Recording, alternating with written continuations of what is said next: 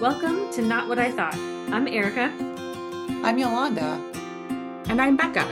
We're therapists, entrepreneurs, and perfectly imperfect humans.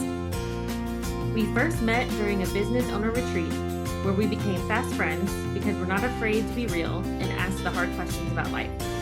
What we thought it would be like, how messy it actually is, and the courage it takes to create the life we want. We continue to build our friendship and personal growth through our own retreats. We find the deepest connection in sharing our struggles and finding what we have in common rather than what divides us. We're breaking down hard topics on our podcast and together have conversations about what it takes to find real talk, real support, and real rest for professional women. We're glad you're here. Join us on your favorite podcast platform. Okay. Give it to us, Friends. Yolanda. Let's talk middle age. Middle age. How are we defining middle age, by the way? That's a good question. I was just thinking that. How would we like to define middle age for the purposes of this conversation? I don't know. It's your topic. Oh, okay. Well, that would be helpful. My topic is about middle age, about I turned 50 this year. And so I am sitting at 50 and just kind of observing all kinds of things about being this number of years old. So I don't know, how would we like to define middle age? I keep joking like I'm half a century, right? Because that seems more impactful or like a bigger thing than saying 50. Yeah, I guess middle age is however you would like to define it. For me, it's 50. But also I remember, turning 40 and that being another one of those milestone years, right? 30, but when I turned 30, I was just like, I feel like I should be at least 30 because my husband and I got married young, we had kids young. So I was like 3 kids, a house, like all of that stuff by the time I turned 30. So I was like, I should at least be 30, I feel like. But yeah, I'm just kind of observing 50, and I thought it would be a bigger deal than what it feels like. I don't know. What were you I expecting? I don't, so you know, I think I was expecting some kind of significant, like exuberant woohoo, I'm 50, or like a spiraling down of, oh my God, I can't believe I'm 50. And neither one of those things have happened. I'm fine with turning 50. I can't say that I was super excited about it, but I'm also not devastated about it. I think a lot of just observing, I'm like, oh, this is 50. I think part of it is it's been incremental as far as like body changes, because we don't talk a lot about perimenopause, but all of the hot flashes started a few years ago and really were bad a couple of years ago. And I have the hot flashes like off and on now, but they're not nearly what they have been in the past. So there is some of that. And I think oftentimes when we think middle age or we think getting older, we think impact on our bodies. I don't know if that's what comes to mind for the two of you.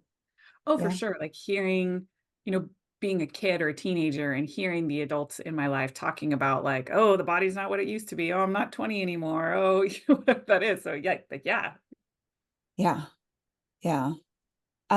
So I am noticing some shifts in my body in many ways. Like I decided a couple of years ago that I was really tired of sitting in the hairdresser chair to get my hair colored and highlighted. And I was just like, I don't have time for this anymore. So I started letting my hair go gray.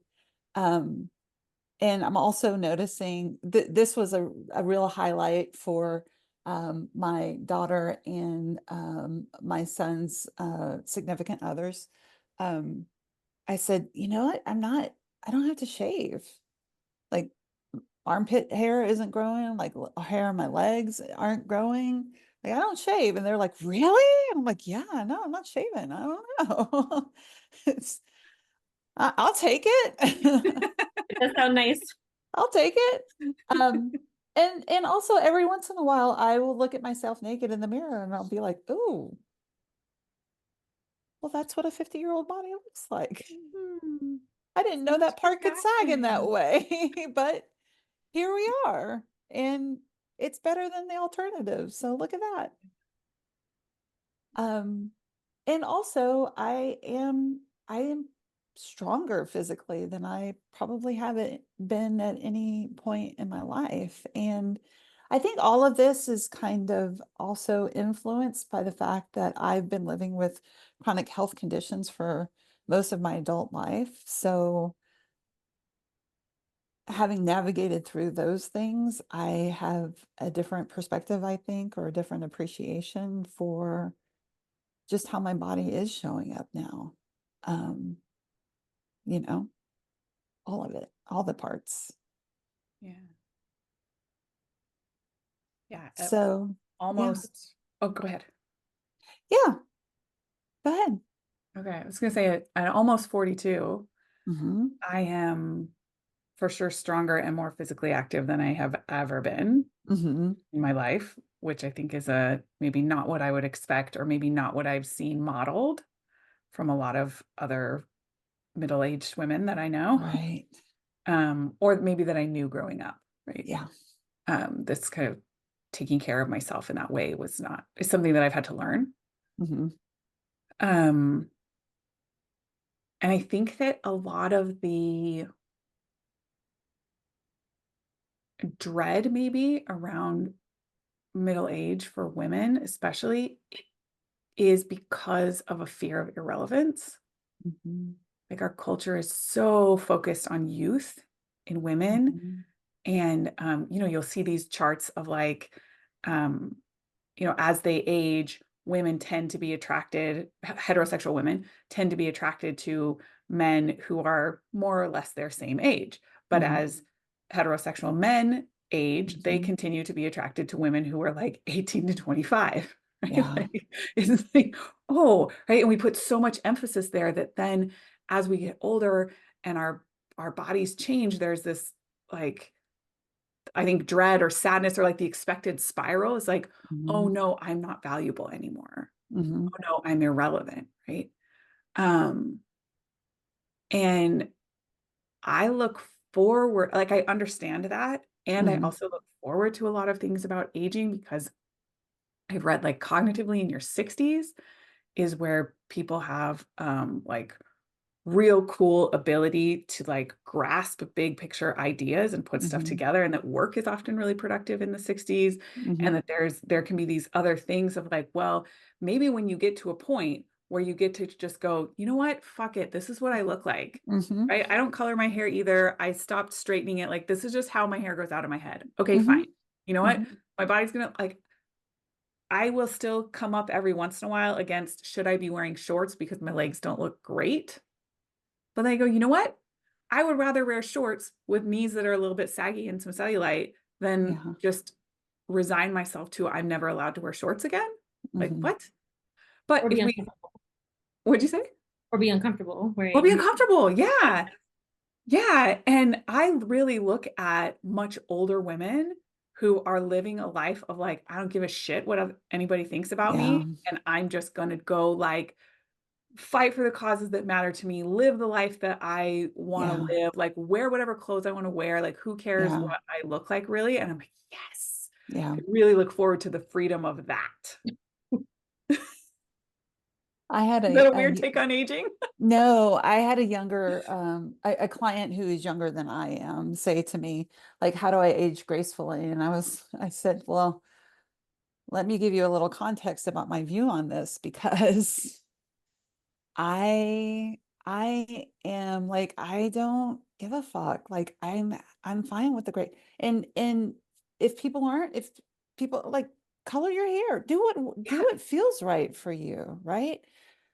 But for me, I was coming out of my skin sitting in the hairdresser's chair because I was like, gosh, there are so many other things that like, why am I even doing, who am I doing this for? Who am I doing this for?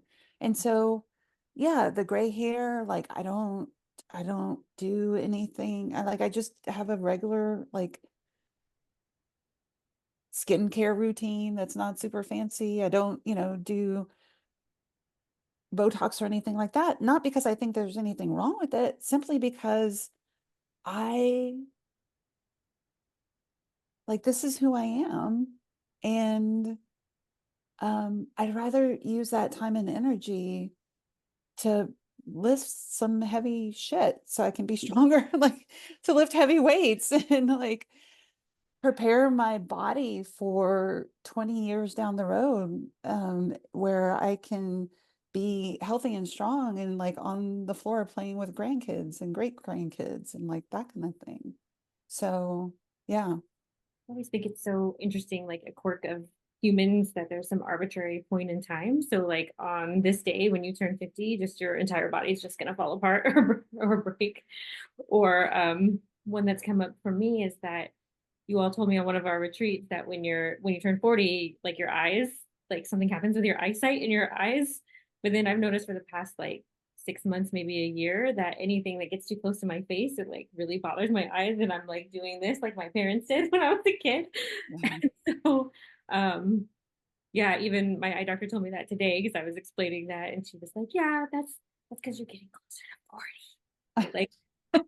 Like whispered it, like we're the only two people in this room. Like, and I know how I am. It's not a secret, No, nor is it a surprise. but there was still a thought in my mind when it started happening. I was like, Becca and Yolanda told me this would happen at 40, and I'm not 40, I'm 37. So Yeah. why is this happening?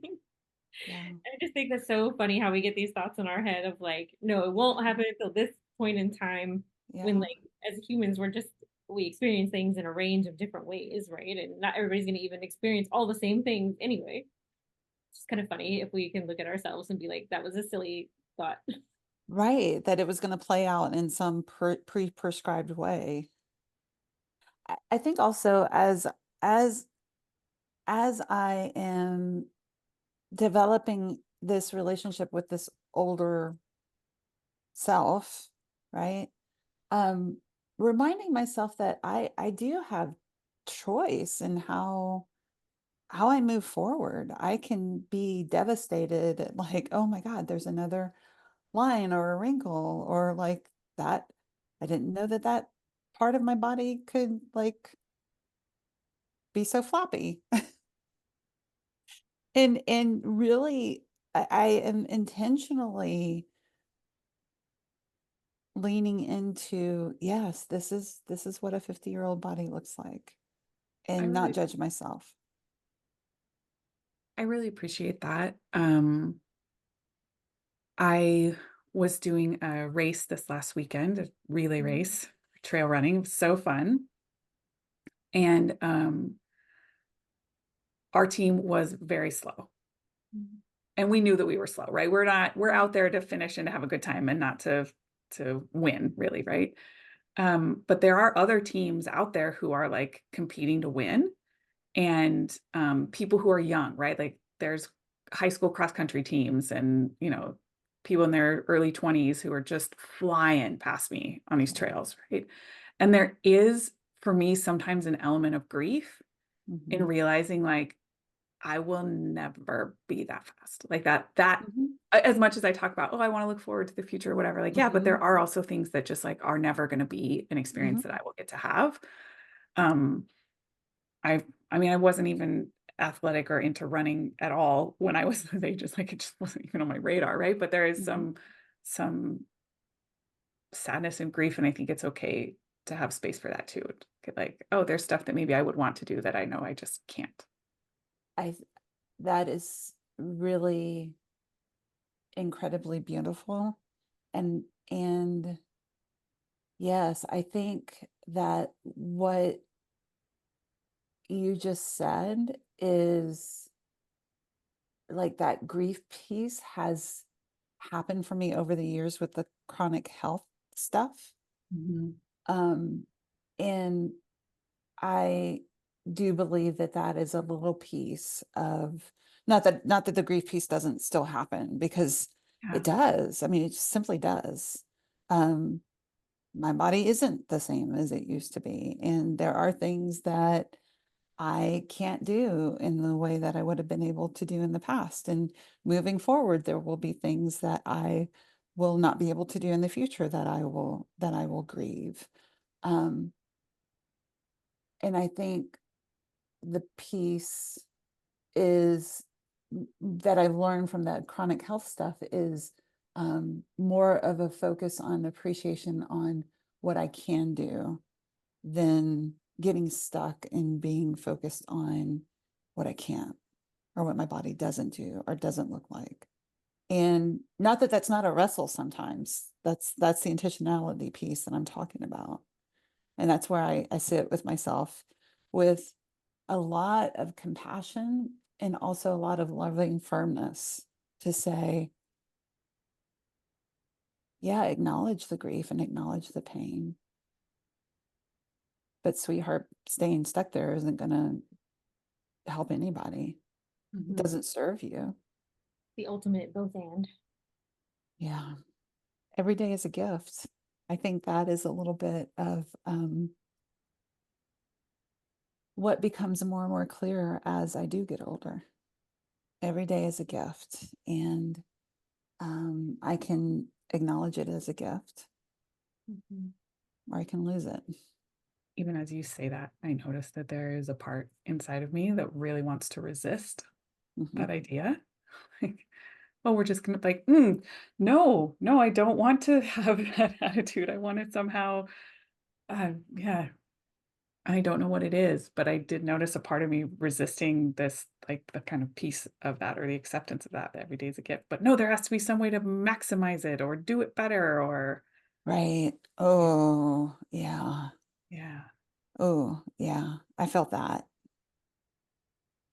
And I think that maybe that too is part of the gift of getting older, is to understand for is a different understanding as I get older, that recognizing every day as a gift is the maximizing of it. Say more about that. Well, what comes to mind is the old adage, there's pain and there's suffering. And, in this world, there is pain. Things don't go the way that we would like. We get older, we have aches and pains, and there are things that our bodies don't do in the same way. But the suffering is the fighting against the truth of what is. So the piece is the gift of getting older is the acknowledgement that every day is a gift. For me, it has been. And also there is a little bit of each day that I show up and I lift something heavy. I go into it thinking, well, I wonder how this 50-year-old body is going to show up today. And, each time I look in the mirror and put my moisturizer on or brush my teeth, what's this 50-year-old face going to show me today? And that's not to say, I mean, I asked recently on social media, like, what's everybody's skincare routine? Because one, I wanted something less expensive than what I was using. But also acknowledging, like, yeah, I mean, a 50-year-old face is going to need something different than a 30-year-old face does. So I guess there's a little bit of both, and I will fight in the ways that feel right and important to me, and kind of just know that all of this too is it really is the gift of living another day, because what's the alternative? I don't know. Ask me again in a year or 5 or 10. I might feel ask me again tomorrow. I might You may feel different. It's where I am right now. Is there anything that somebody could have told you like 10 years ago that would help you now? Yeah. Or that would have helped you Yeah. be better prepared for where you are now? Yeah. I think the more, so we live in a society that does the whole like creams and lotions and, dyes and like all of that stuff. I think if I had had someone to say, because when I first decided to stop coloring my hair, people, including my husband, were like, "You're too young." Mm. And I was like, "Too young for what?" I mean, because the gray hair is there. I'm not too young for the gray hair because it's there. There, yeah. But and more and more women are stepping into like owning being mature. We see that, Mhm. a little bit more and more, and even in Hollywood and celebrities and blah blah blah. I mean, there's still a lot of like youth culture. And I think if I had seen more and more people at even 50, because I think as I was getting older, you'd see like what is it, like the red hat society, or like the ladies who wear like the purple and Mhm. red. And like, you're like, they're like 70 or something, like they're really old, but embracing it and like not giving a shit and saying what's on their mind and all of that stuff. And I think a part of me was like, oh, I have to wait until I get there Oh, to do that. uh-huh. So yeah, having some other people to say, yeah, we don't have to look that way. We can like look the way that society says that we're supposed to look. We get to have choice over accepting this body as it is. You would have liked that permission a little earlier. I think so. Yeah. Because it was there, like inside it was like, God, can I do it? Do I have to do it that way? And yeah, to have that permission, I think would have allowed me to step into it maybe even a little sooner. I like that. What does your heart know to be true, Yolanda? Mm. My heart knows that I can continue to bring this appreciation and curiosity and um, grace to myself in tomorrow and the years to come. And that in doing that, then maybe someone else can step into that sooner for themselves. How about you, Becca? My heart knows that I am as valuable now as I was when I was 20, Mm, and that maybe I don't have to wait until I'm older to be more free. mm. Yeah. What about you, Erika?